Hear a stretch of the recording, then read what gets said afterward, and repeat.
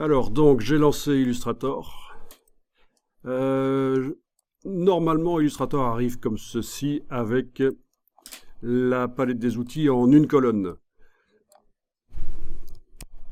Alors, une chose à faire pour remettre à zéro, est-ce que tu vois qu'il est indiqué ici les indispensables là au-dessus? On va sur le menu et on va demander réinitialiser les indispensables. Donc ça, c'est utiliser la configuration palette les indispensables pour remettre les palettes en place dans Illustrator. Donc il y a d'autres configurations de palettes, bien sûr, en fonction de certains travaux spéciaux qu'on fait. Ça, c'est proposé par Illustrator. Mais on peut aussi créer ses propres configurations de palettes. Quand vous avez positionné les palettes d'une certaine manière dans Illustrator, vous pouvez évidemment l'enregistrer. Et vous voyez que moi j'en ai une ici enregistrée que j'ai faite précédemment, une configuration de palette qui était ceci en fait. Voilà. Pas très intéressant. Ok, je reviens à les indispensables. Donc voilà, déjà première chose, remettre les palettes en place, c'est certain qu'on est souvent amené à le faire, parce que ça devient à un certain moment le fouillis.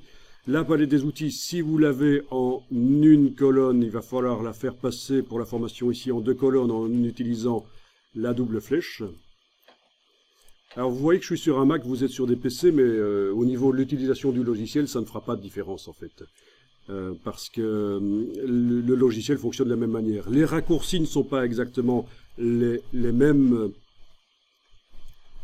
C'est-à-dire que quand j'utilise la touche CMD sur le Mac, la touche commande, que certains appellent encore la touche pomme, parce qu'anciennement il y avait une pomme dessinée sur cette touche-là.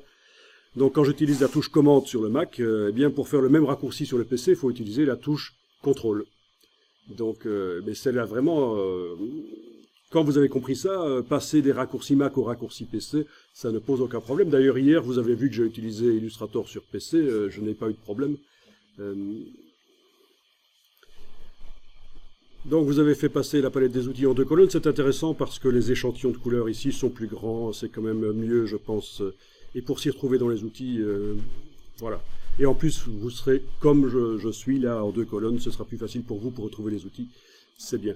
Vous voyez que j'ai une interface grise, ça c'est un choix, vous pouvez aussi faire le choix d'une interface grise, j'ai choisi que pour la projection sur le mur, je me suis dit ce sera mieux d'avoir les choses écrites en foncé sur fond clair. Eh bien, écoutez, allez modifier ça si vous voulez. Donc, vous êtes sur un PC, c'est dans le menu Édition, Préférences. Sur le Mac, on a un menu, ça c'est lié au système d'exploitation Mac, on a un menu qui, chaque fois pour l'application. Donc moi, pour aller dans les préférences, je vais devoir aller sur le Mac ici, dans le menu Illustrator. Mais vous, c'est dans Édition, Préférences sur le PC Windows. Et vous avez interface utilisateur parmi les préférences. Vous avez interface utilisateur, vous pouvez choisir ça. Et c'est ici que vous avez le choix de l'interface. Donc normalement, il est comme ça de chez vous. Voilà, vous pouvez le mettre très foncé si vous voulez. Je pense que c'est quand même plus lisible quand le texte est foncé sur fond clair. Bon, pas fond très clair, là ça devient un peu trop. Moi, je vais choisir celui-là.